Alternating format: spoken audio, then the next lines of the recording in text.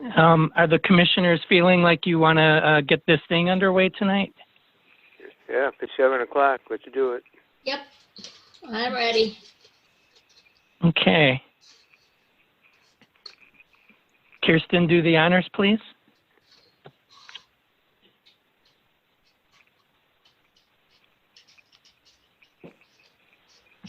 Call. Yeah, okay. So I'll call the meeting to order now if everybody's ready. I can go ahead and do the roll call. First of all, hopefully everybody can hear me. Yes. So I'm going to go do roll call. Jerry Cabasco, Here. Joe Laporte, Kirsten Erickson, Here. Michelle Hughes, Here. Stephanie Ganzi, Here. Nan Gutenkopf, Here. Tracy Smadilla, Here. Adam Lewinsky, not present. Robert Perry, not present. We do have 6, though. We have a quorum, so thank you for that. Thanks for attending tonight. Perfect. Thank you, Tony. Next on the agenda is the approval of the minutes from April 13th, 2020.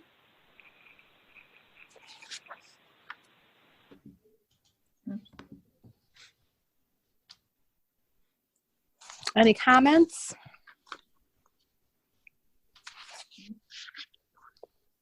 If there are none, I approve. Make a motion to approve. Okay, we have a first. Nan will second. Fantastic, thank you. Next on the agenda is public comments. Tony, were there any public comments submitted? Kirsten, point of order, you need to call the roll to approve. Okay, sorry. Can we go Yeah. ahead and call the roll to approve the minutes from the prior meeting? Sure. Cabasco, Yes. Erickson, Yes. Hughes, Yes. Smadilla, Yes. Ganzi, Yes. and Gutenkopf. Yes. Thank you. Minutes are approved. To answer your next question, I have not received any from the public, and I'm clicking on to see if there's any We do not have any attendees. attendees, and yeah, we don't appear to have any public input tonight on our meeting.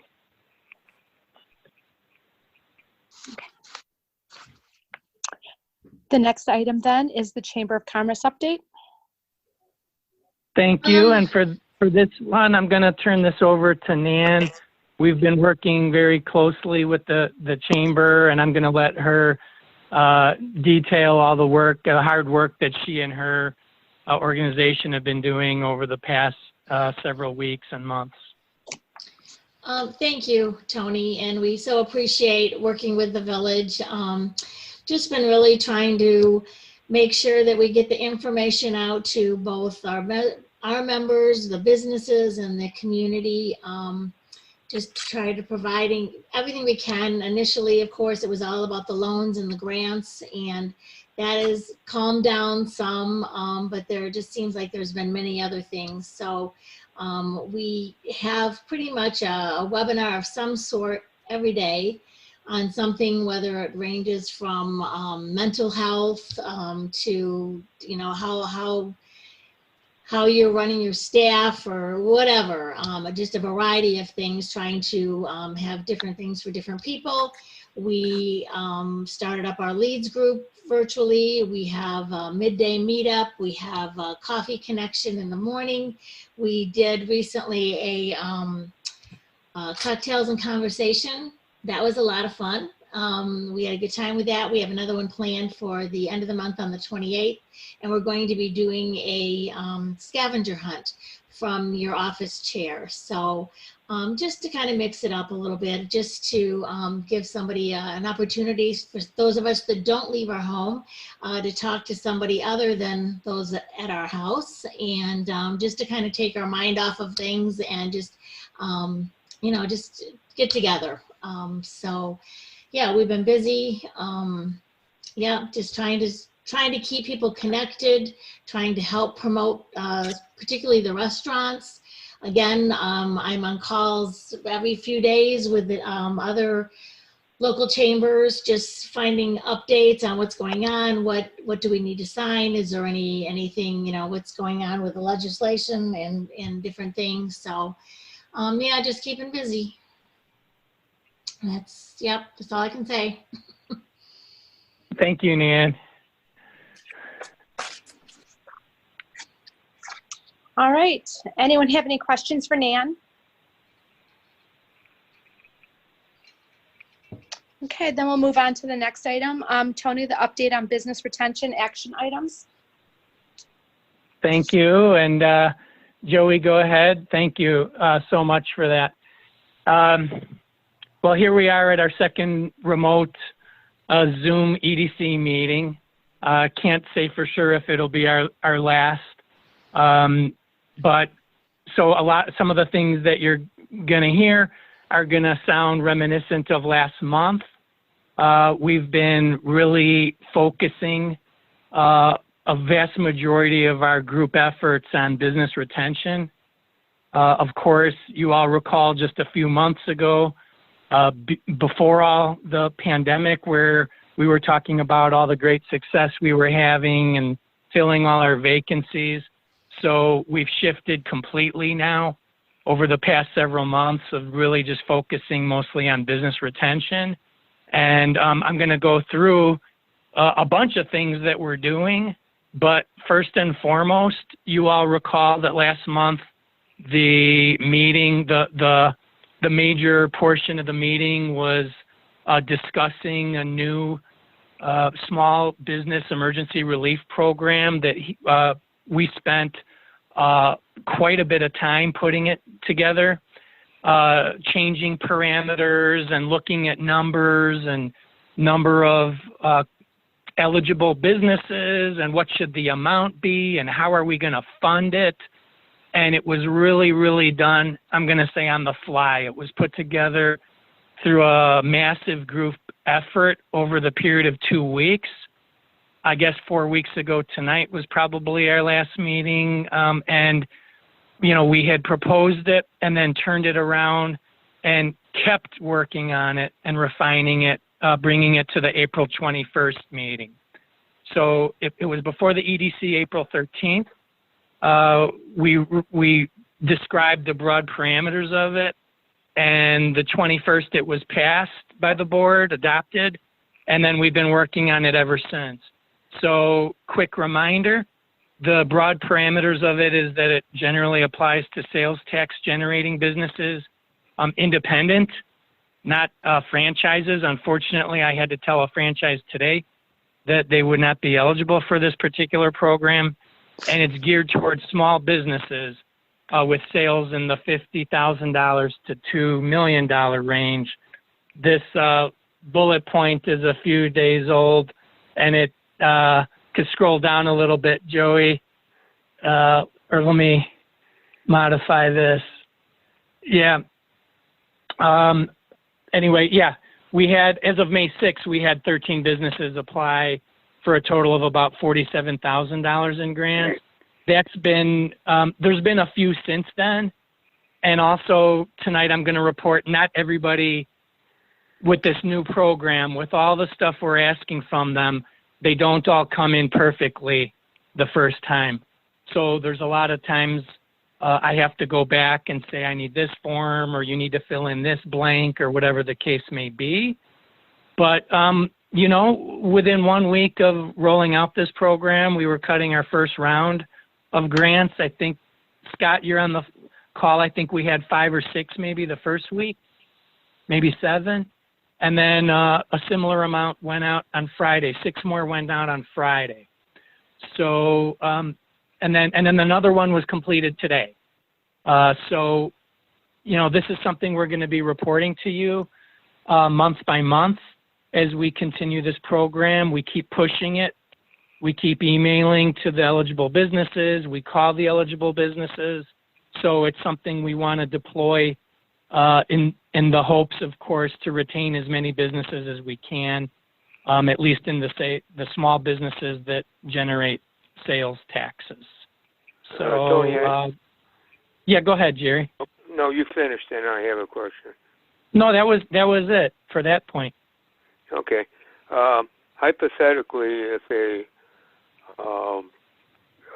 corporate franchisee like McDonald's owner would apply for a loan and they got approved, where would the money go? Go straight to the corporate office, or would it go to the owner of the franchise? Well, I'm gonna address that question not from the village program standpoint, because we don't make the franchises eligible for ours. But when, let's say, a McDonald's owned by a particular franchisee applies, they're typically getting, the franchisee themselves, like one Subway in town got one of those hospitality grants from the state. It didn't go to the Subway Corporation, wherever they're headquartered. It went to that particular franchisee. No. Now, when you hear about some huge corporation getting $20 million in PPP funds, those are going to corporations. Those are often chains that are corporate chains and not franchises. But in the case of the programs from the SBA, from the counties, from the state, from the village, those go to individual applicants and business owners. Mm-hmm. So in those cases, it would be the franchisee for a particular McDonald's. So would those particular independent franchisees be eligible for the village assistance? No, we're not making any of the franchise businesses eligible for this particular program. There were about 45 or so franchises, and it was partially a budgeting issue, and also some of these have a lot of franchise corporate support. We're thinking places like 7-Eleven and Starbucks and Subway. We also modeled this off of the first town that did a program like this was Wilmette. So they excluded the franchises. We thought that was a good element too. We excluded home-based businesses and also businesses that aren't franchises but have more than 4 locations. So we do actually have 3 businesses in our town that are part of 1 out of 4 locations, and they are eligible. But if you have 5 locations, you would not be eligible for our program. So the long answer is no, the franchises are not eligible for ours. Okay, thanks for the clarification, Tony. Sure thing, you're welcome. If you can move on, Joey.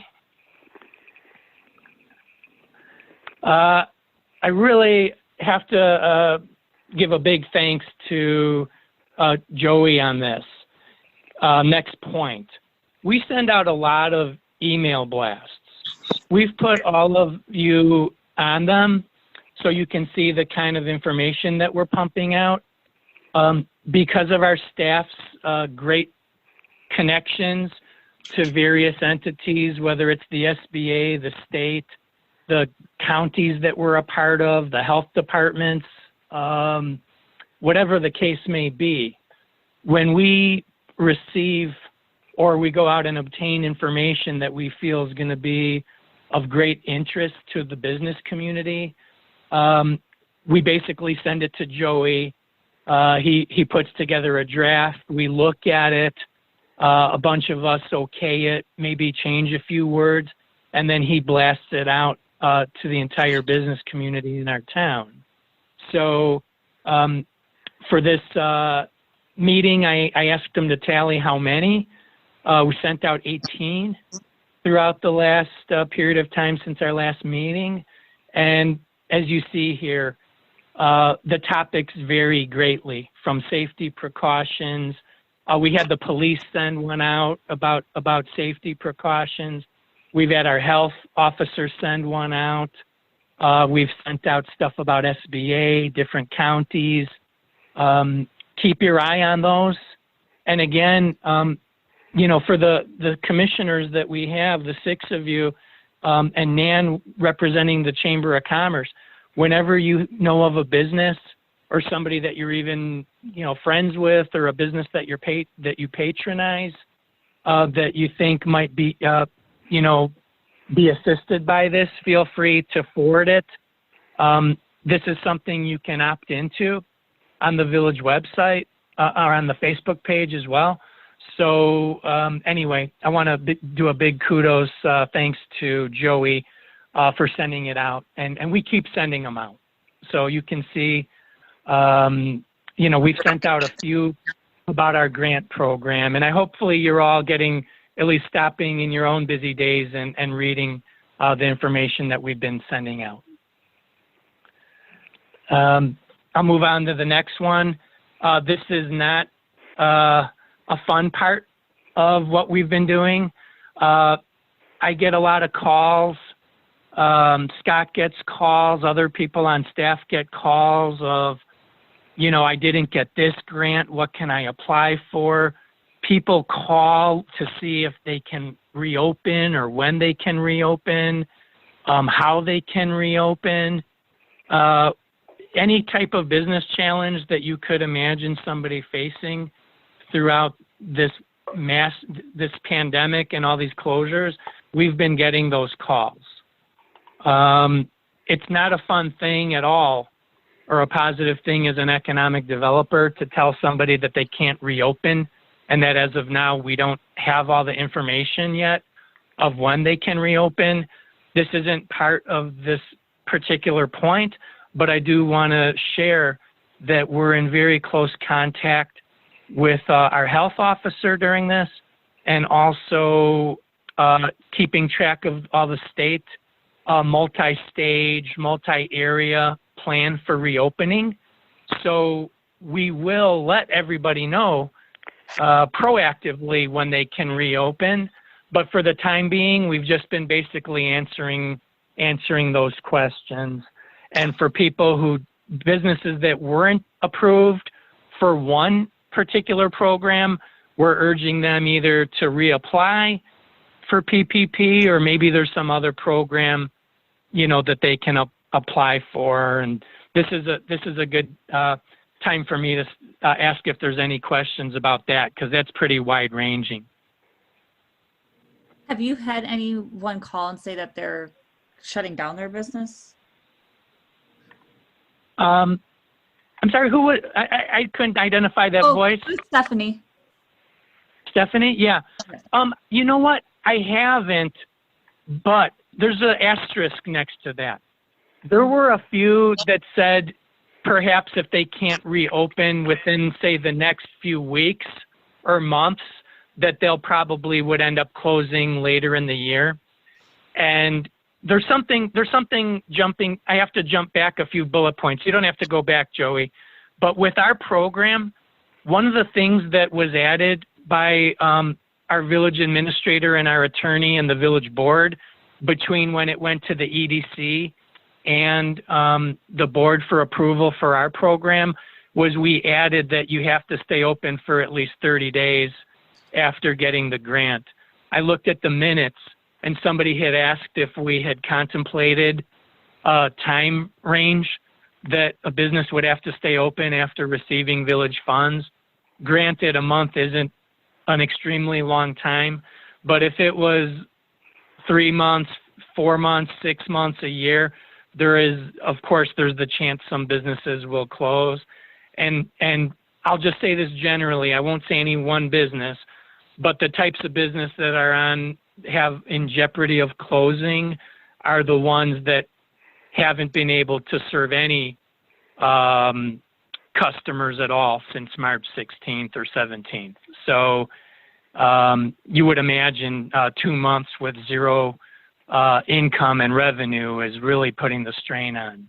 So it's a long answer, but a few of them have told me they might have to close. Yes, they have.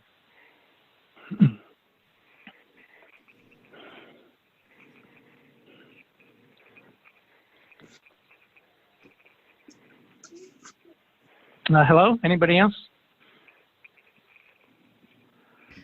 This is Stephanie again. Have you heard anyone of, like, have the landlords of the different, like, shopping centers, have they been able to offer any assistance, like taking rental aid or, just doing any other kind of, any resources for the people that they have, their tenants? Unfortunately, most of them have not.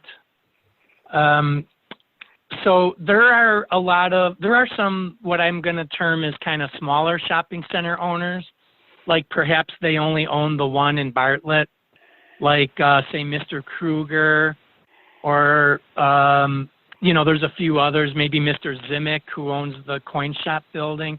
And there's some individual landlords that are working very well with their tenants, but I think you could generalize and say the larger the shopping center is, and the more shopping centers that an investor owns, say like a Mr. Rafidia, or somebody that owns the town center and many other shopping centers, a lot of them have so many tenants and so much debt sometimes on their centers. From what I've heard, again, just anecdotally from a few different businesses, they're not really getting much relief from the landlords. If I could chime in quickly. Yeah.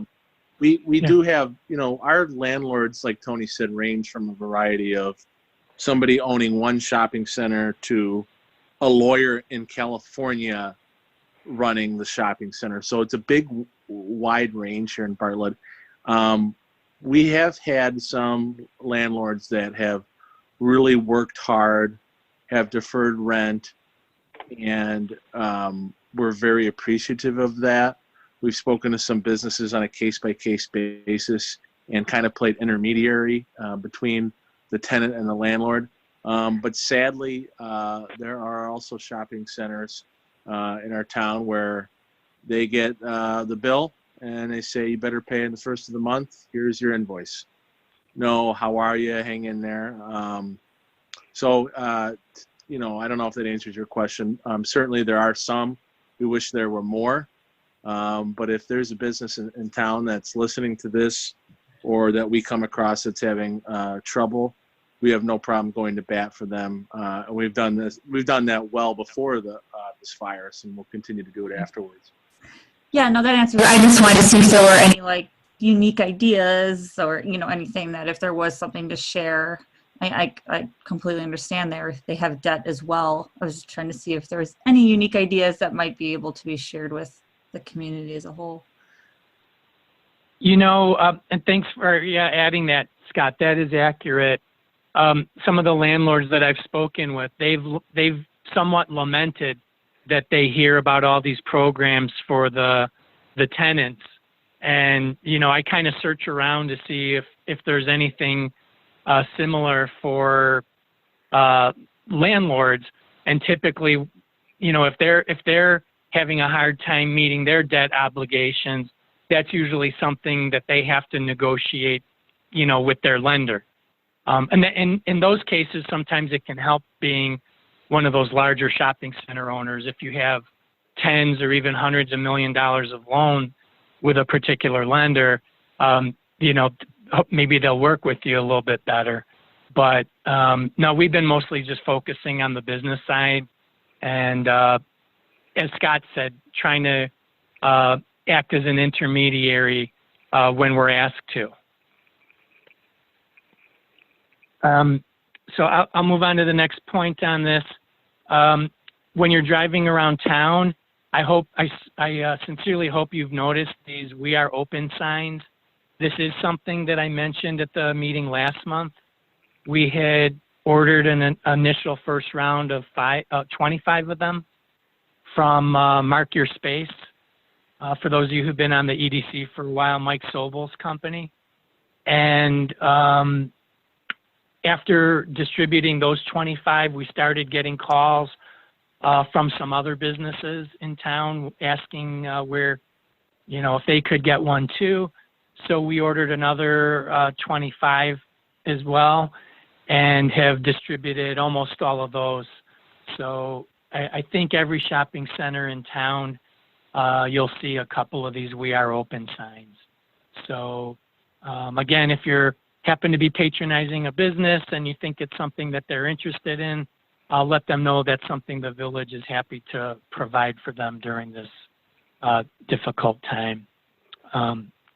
Okay, Joey, next slide, please. I'm going to actually turn this over to Joey since he did much of the work on this map-based retail app. Go ahead, take it away, Joey.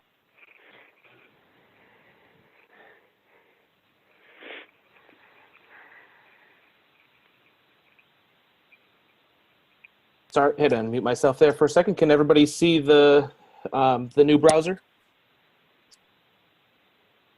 Yes. Yes. Okay, perfect. Yeah. So so we worked with our GIS staff to create a new retail map program on our website. Very similar to the restaurant program that you guys saw a few months ago. We went through and we created a one with all of our different retail locations here in town. And one thing that the biggest part that we wanted to make sure was a part of this was with the governor's new stay-at-home order. If you look at this part of here, we went through and called all of our different retailers and saw who was doing curbside, allowed to have walk-ins, or even offered delivery. So I know some of our bigger chains and our pharmacies are offering delivery. So there's places like, if we weren't able to get a hold of them, we did put TBA and as we continue to evaluate who we're able to have this information for. But yeah, so we went through and found all of our different locations and reached out to them personally just to see, how they were doing and the different things they're able to do at this time. One thing we also did is that this retail map is something that can go well beyond this pandemic. So it's something that we can have out for our residents, similar to the restaurant one, and it'll always be there. And it takes about 5-10 minutes to update. So if a new retailer comes into town, we're able to get that over to our GIS staff, and it'll be up throughout by the end of the day. One other thing to point out is these hours of operation. At this point, these are not COVID-specific hours. I know a lot of places are having special hours for at-risk individuals or just different hours, and that was something with it changing on such a regular basis, that is something we didn't want to end up having misinformation. So it is their normal hours, but at the front page of this website, we do have that as a disclaimer for them. That things are changing pretty regularly, and we didn't want to put that out. But other than that, does anybody have any questions?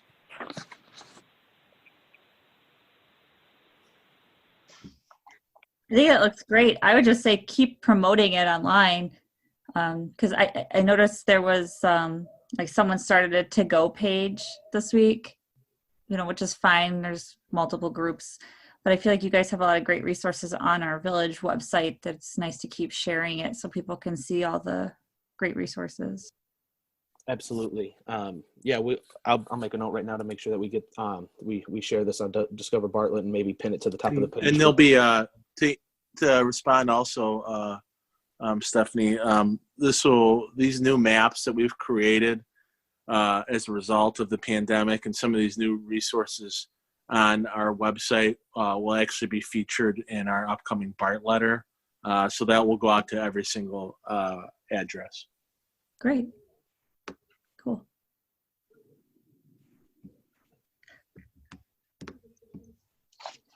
Thank you, Joey. It's a very, very impressive app for sure.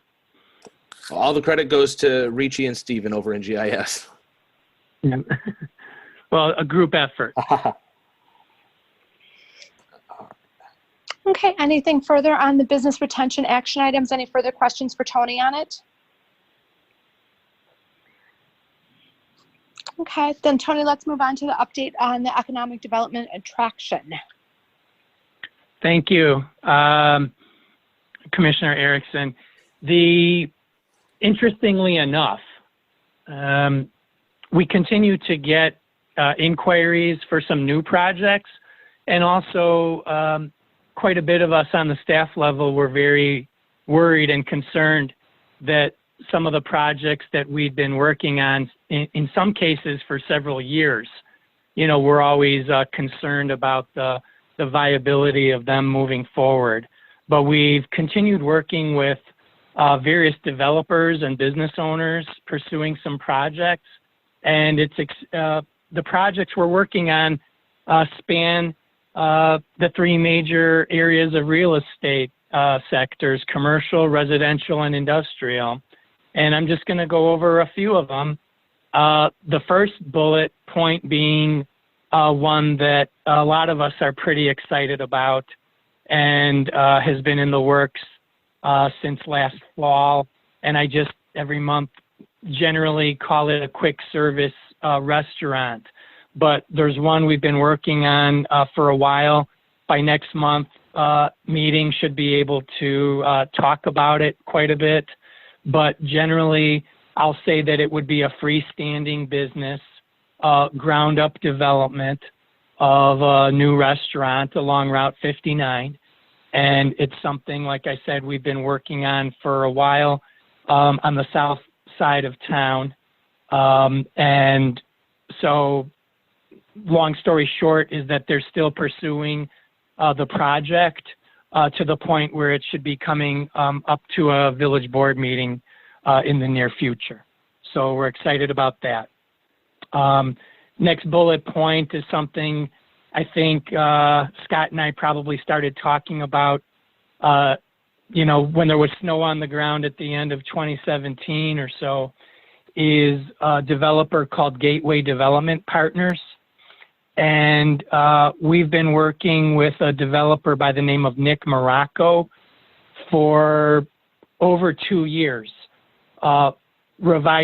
Negotiating for village-owned land took quite a few months. Devising site plans and a market study for a high-end apartment development. And as you all recall, the village owns about 11 acres at the southwest corner of Route 59 and Lake Street. It's the old RV dealership, and there's some additional land over there that's being used for parking right now. So we're we're soon to go under contract. We have a letter of intent, but we're going to contract with a developer who would build 193 apartment units, definitely on the high end of things, 5-story building at the southwest corner of 59 and Lake Street. And I don't know, by the time that thing gets built, I think Scott and I might live there. But it's going to hopefully continue moving forward. And the developer, for such a massive project, a very expensive project, still moving forward. Scott and I spoke with him last week at length about where he's at, and that should be moving forward in the near future. Next slide, thank you. Mr. Rafidia, for those of you who may have taken a peek at the village board agenda from last week, you all know Mr. Rafidia as the owner and redeveloper of Bartlett Plaza into Streets of Bartlett. Meanwhile, our staff's been negotiating with him since about November or so on Site E. And at a lot of these meetings, you folks ask us about what's going on at Site E, and we say we've been working with somebody. Well, it's somebody who you've all met in person several times. for his beta grants. And now he still has to go through the entire zoning process. So it's not an approved building by any means. He hasn't even finalized the architectural plans. But after several rounds of negotiations through the administrator and the mayor and the board, the village approved a land contract with Mr. Raffidia last Tuesday. So we're excited about it. That would be a 5-story, 104-unit apartment building that would bring, as we say, some feet into the street in downtown Bartlett and some heads and some beds. So we're excited about that project. I'm not going to go into great detail, but been having some conference calls with a diesel fuel station who's been seeking sites in the area also. Next one is, you all know where Artist Senior Living is, just south of Apple Valley Drive on the east side of Route 59. There's about a 4.7 acre piece of land right behind it that had previously been approved for Alden Estates. Alden Estates never really said as much, but it seems like it hasn't moved forward in about 3 years. And the owner of the property has put it back on the market. So we've started fielding some calls from various residential developers. Fourth bullet point is it's a small business, but there's a village resident entrepreneur who's I've been working with on a kind of smaller project for the last 3 or 4 months. And she's converting a space inside Banbury Fair into a nice coffee house and cafe. So pretty excited about that one. And I just kind of went quickly over 4 if there were any questions about that. I can go ahead to these last 3. Wait, Site E's right across from the train tracks, right? It's that one? Yes, well, yeah, it's only 500 feet east of it. It's that undeveloped portion of the Bartlett Town Center subdivision. Those of you recalling your Bartlett downtown history, there were supposed to be 2 buildings there that were each about 30 units or so. But back in the first recession, the 2008 and 2009 recession, that developer, New England Builders, never built those 2. So it's that site. It's just a little bit short of 2 acres. Beautiful site, relatively flat, right across 500 feet east of the train station. And, you know, one more little thing about that one. For those of you who recall the downtown TOD plan that we worked so diligently on, that was approved in fall of 2016. That's why we call that Site E. It was identified as the most shovel-ready redevelopment site in the downtown, and you can see it's taken over 3 years to get a developer for that site. So we're hopeful of that one moving forward relatively quickly. We hope this year. Quickly, I'm just going to say, you know, throughout the whole pandemic and all these projects going on, the restaurants, the apartments, I've also been working with 2 kind of smaller industrial businesses coming to Brewster Creek Business Park. One of them is just leasing space that was available, and the other one's doing a build-to-suit, a company called Trans Rapid. So our industrial park continues expanding as the TIF gets nearer and nearer to the end over there. Speaking of industrial, I've had some preliminary Zoom phone calls and meetings online with a very large developer that would actually have interest in doing a speculative building, even with this everything going on, talking about doing like a $40 million speculative building in the Cook County portion of Brewster Creek. Of course, they would be seeking a property tax relief incentive.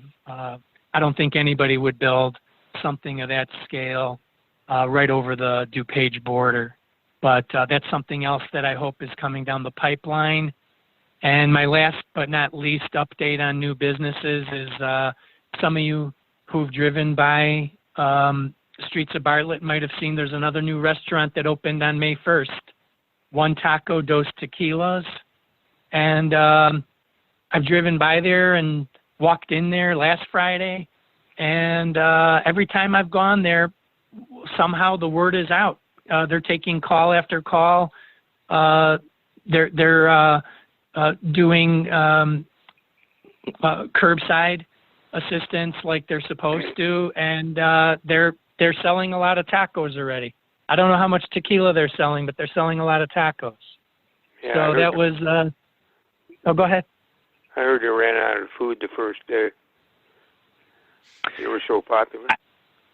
Yeah, I can't say that I'm surprised. I didn't hear that, but I drove by there on that Friday the 1st, and honestly, there were probably 6 or 8 cars lined up waiting. So those guys know what they're doing, and has a pretty interesting menu, and just will be a fantastic place once we can go inside. Yeah, it's a good menu, and I had some carry out from there. It's pretty good stuff. I can't wait for everybody to see the interior. It's a very, very beautiful build out, and I think you'll really like it very much. I haven't seen the inside yet, but they claim to have 20 or 25 65-inch TVs inside there.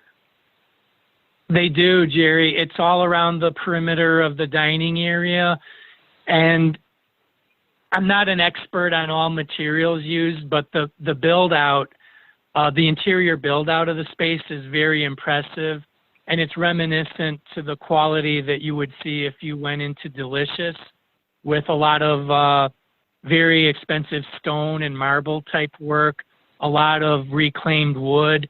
It's just a very, very beautiful interior. And, for those of us who love tacos, another great, and they have they have a lot of other things on the menu.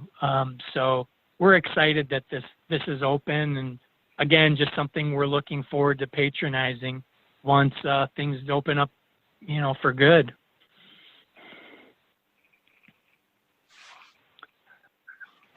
Are there any questions on all the new business and economic development attraction we're working on? Or further questions?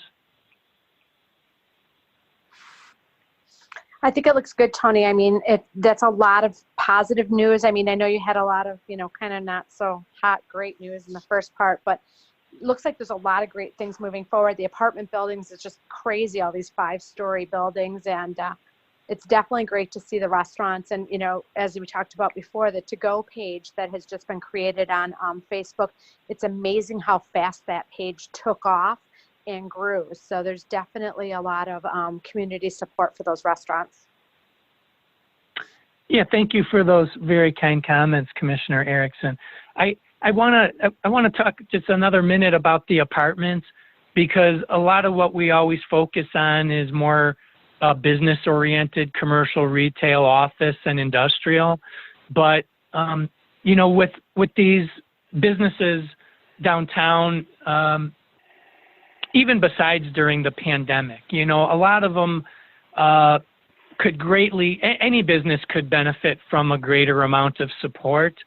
And one of the things where our staff was able to work with Mayor Wallace and the board to, over the months regarding this apartment project for Mr. Rafidia, is we calculated how many potential residents could be, about 180, based on the mix of I don't have it off in front of me, but the mix of about half 1-bedroom units and about half 2-bedroom units. And we kind of went backwards, because these will be higher end apartments with the rents.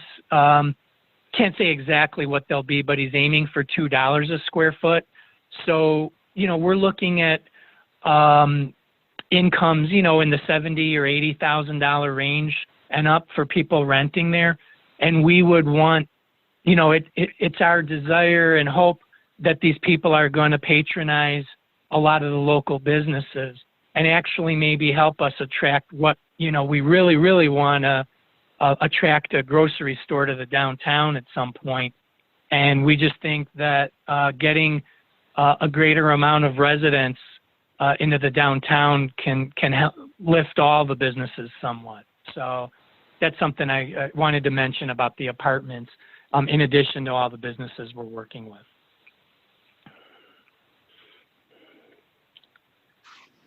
Yeah, I think what you said earlier about, I thought that was great, that having the feet in the streets and the beds and the heads in the beds, that is really essential to kind of, getting to that next level of everything with that type of housing down there. Exactly. And there's not an abundance of rental housing in the area. So that too. Yeah. Absolutely.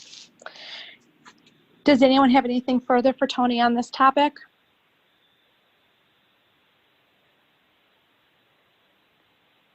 Okay. I'll just comment real quick that, again, I think you guys do a great job, that you really work so hard trying to bring new businesses into town, and I think you do a great job. Thank you. Well, thank Absolutely. you, Nan. Absolutely. All right, Tony, you want to give us anything new on new business? Anyone have any questions for Tony on it? Yeah, I really don't have any, except that we're, as I said at the beginning, this is like a whole new paradigm for us. We're not going to the big trade show in Las Vegas, was canceled later this month. The industrial shows, we're not really getting out there recruiting, visiting businesses, but we're doing our best to stay in touch with them, whether it's by Zoom like this or, emailing them, calling them. It's really, I don't want to say we're getting used to it, but, we've been doing this for a few months now, and we're still looking at ways to improve and, keep in touch with our businesses as much as we can. That was the only thing I wanted to add. And if you guys hear anything out on the streets or along the virtual water cooler, I should say, please let us know. We're here to help. We are. I had a quick question. This is Michelle.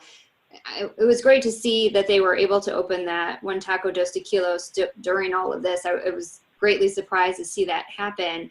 What about the other karaoke bar downtown? Are they planning to do anything? I mean, I know it's more of a bar, so that falls under a different kind of category, but I wasn't sure. I don't remember if they had a menu, if that was something that they could do to kind of, do a pre-open where they can start generating revenue to kind of support that business. I'm just afraid that, if this goes on for longer, if that would then jeopardize that business opening at some point. Well, I can say a couple things in terms of that. I spoke to the owner last week. They have a couple finishing touches to make.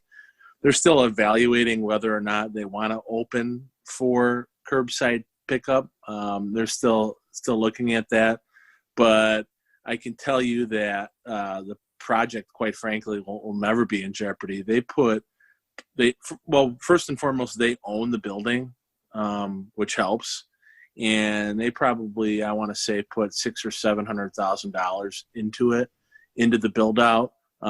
So if they were at all thinking about walking away, if we couldn't fill that when life became normal again, then we'd have to look at ourselves in the mirror. But they're gonna be open and they're ready to go day one. But in terms of evaluating whether or not they feel like opening with no patrons is something they're still considering at this point. Great, thank you. You bet.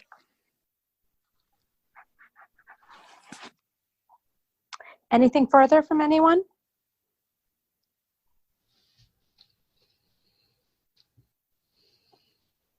Okay, if there's nothing further, I go ahead and entertain a motion to adjourn. I'll make a motion to adjourn. Okay, Jerry, any seconds? Second, Stephanie. All in favor? Aye. Aye. Aye. Anyone opposed? Perfect. Thank you so much. Tony, you guys are doing a great job.